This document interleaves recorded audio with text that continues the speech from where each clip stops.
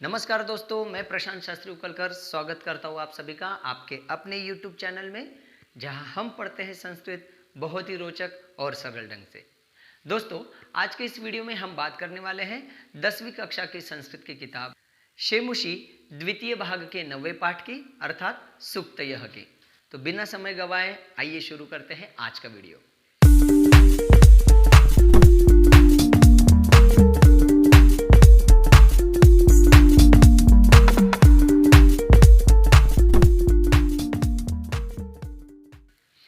चलिए दोस्तों, पाठ को समझने से पहले समझ लेते हैं पाठ के शीर्षक को। आप देख सकते हैं पाठ का शीर्षक है सूक्तयः। इस सूक्तयः शब्द को अगर हम अलग करें तो हमें मिलते हैं दो शब्द, जिसमें से पहला शब्द है सु और दूसरा शब्द है उक्ति ही। इन दोनों को मिलाकर जब ये सूक्ति शब्द बनाया जाएगा तो यहाँ लिखा जाने वाला सु दीर्घ रहेगा।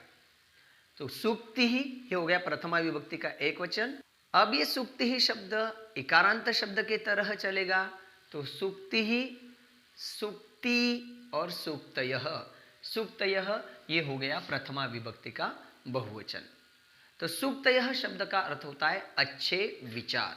कैसे? सु शब्द का अर्थ होता है शोभना अर्थात अच्छी, और उक्ति अर्थात बात। तो जो अच्छी बातें कही जाती है उसे सूक्तियां कहा जाता है। जैसे आप पर्याय शब्द देख सकते हो, सुभाषितम। यहाँ पर भी सु शब्द अर्थात अच्छे और भाषितम अर्थात वचन। अच्छे वचनों को सुभाषित कहा जाता है, उसे यहाँ पे सूक्ति कहा गया है।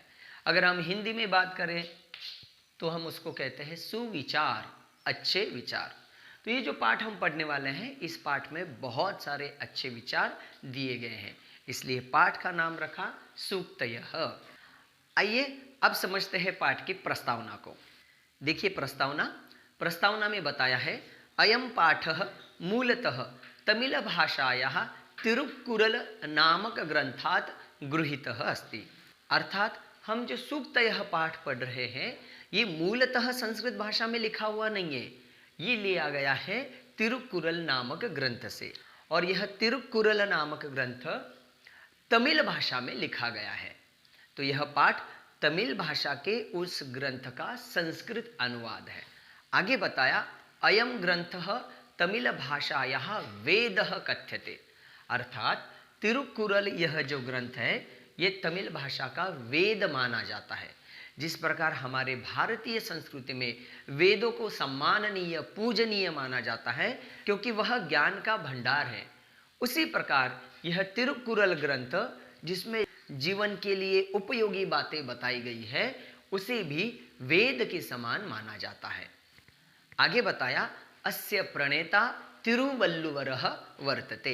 अर्थात तिरुक्कुरल इस ग्रंथ के प्रणेता, इस ग्रंथ को लिखने वाले, इस ग्रंथ के रचयिता तिरुवल्लुवर नाम के कवि है।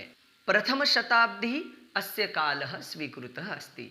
अर्थात तिरुवल्लुवर नाम के जो कवि है इनका काल प्रथम शताब्दी अर्थात ईसा की पहली सदी मानी गई है। आप लोग जानते हैं कि हम अभी ईसा की 21वीं सदी में जी रहे हैं। तो आज से करीब 2000 साल पहले तिरुवल्लुवर कवि हुए थे जिन्होंने तिरुक्कुरल इस ग्रंथ की तमिल भाषा में रचना की है। आगे बताया, धर्मार्थ काम प्रतिपादकोयम ग्रंथः त्रिषु भागेषु विभक्तः अस्ति। अर्थात यह जो तिरुक्कुरल नाम का ग्रंथ है यह 3 बातों का प्रतिपादन करने वाला है। प्रतिपादन करना अर्थात स्पष्ट करना। तो यह ग्रंथ धर्म, अर्थ और काम इन 3 बातों को स्पष्ट करने वाला है। और धर्म, अर्थ, काम इन 3 बातों का प्रतिपादन करने से यह ग्रंथ भी उन 3 भागों में विभाजित किया गया है। लेकिन तिरुक्कुरल इस ग्रंथ का अर्थ क्या होता है? तो आगे बताया, तिरु शब्दः श्रीवाचकः अस्ति। अतः तिरुक्कुरल शब्दस्य अभिप्रायो भवति श्रिया युक्ता वाणी। अर्थात ये जो तिरुक्कुरल शब्द लिखा गया है इसमें तिरु शब्द श्री अर्थ को स्पष्ट करता है। श्री शब्द का अर्थ लक्ष्मी होता है, श्री शब्द का अर्थ कल्याण भी होता है, और कुरल शब्द का अर्थ हो गया वाणी। तो तिरु अर्थात कल्याण और कुरल अर्थात वाणी, कल्याण करने वाली या कल्याण प्रदा वाणी।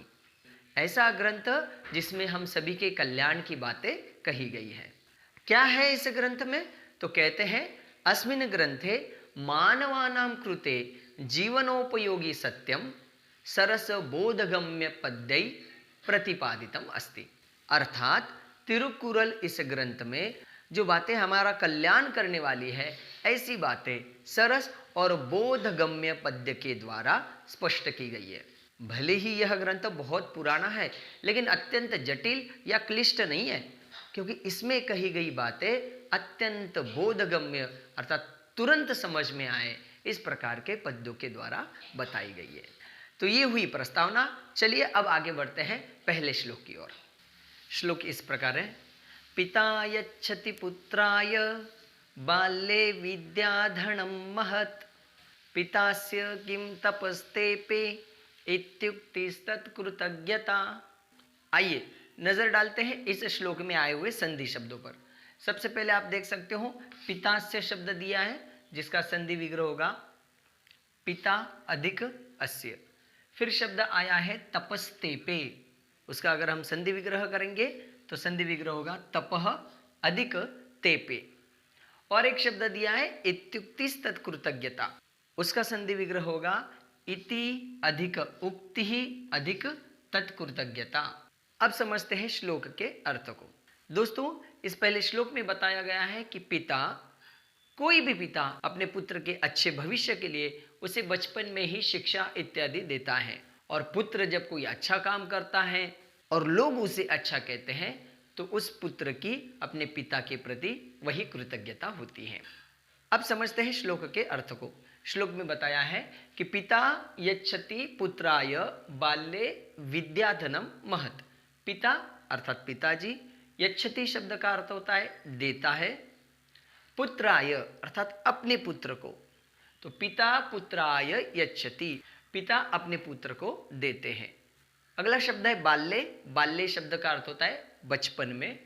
विद्याधनम महत्, महत् अर्थात महत्वपूर्ण, या जिसे हम कह सकते हैं अत्यधिक मौल्यवान, और विद्याधनम अर्थात विद्या रूपी धन। तो अर्थ इस प्रकार होगा पिता पुत्राय बाल्ये महत् विद्याधनम यच्छति, अर्थात पिता अपने पुत्र को बचपन में मौल्यवान अत्यधिक महत्वपूर्ण ऐसा विद्या रूपी धन देता है।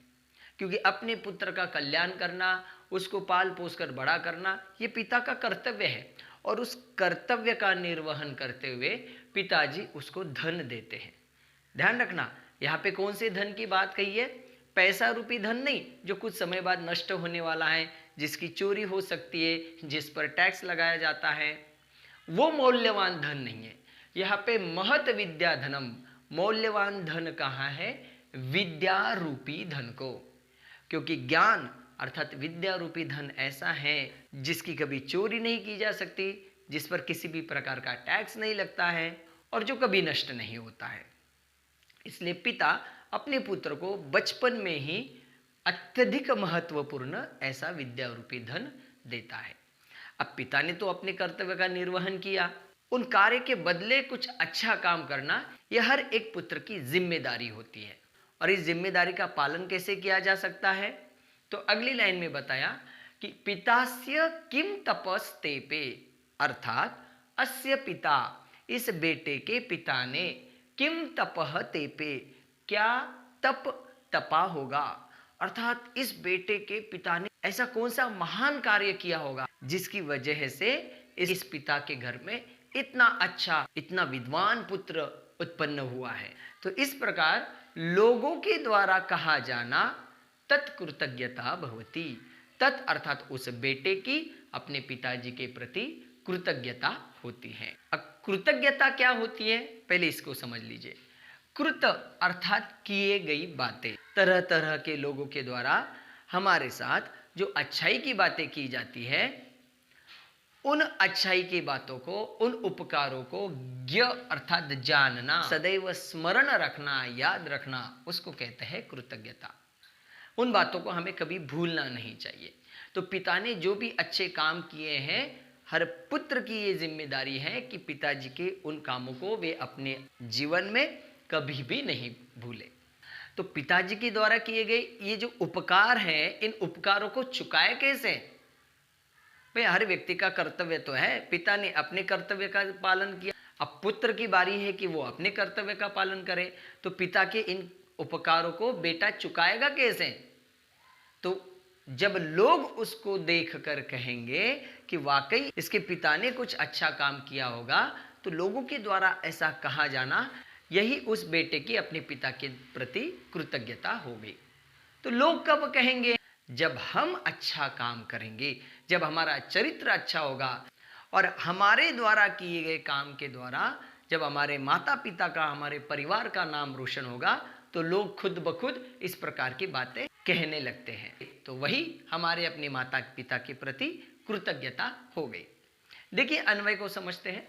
पिता पुत्राय बाल्ये महत विद्याधनम यच्छति, अर्थात पिता अपने पुत्र को उसके बचपन में अत्यंत महत्वपूर्ण विद्या रूपी धन देते हैं। अस्य पिता किम तपः तेपे, इसके पिताजी ने क्या तपश्चर्या की होगी। इति अन्य जनानाम उक्ति ही, ऐसा अन्य लोगों के द्वारा कहा जाना, वही तत्कृतज्ञता, अर्थात उस बेटे की अपने पिताजी के प्रति कृतज्ञता भवती, अर्थात होती है। तो दोस्तों इस श्लोक के माध्यम से हमें ये शिक्षा मिलती है कि हम अपने जीवन में हमेशा ऐसे कार्य करें जिनके द्वारा हमारे माता पिता का नाम रोशन हो, वही उनके उपकारों का चुकाना हो गया। तो दोस्तों मैं आशा करता हूँ इस पाठ की प्रस्तावना और पहले श्लोक का अर्थ आपको अच्छे से समझ में आया होगा।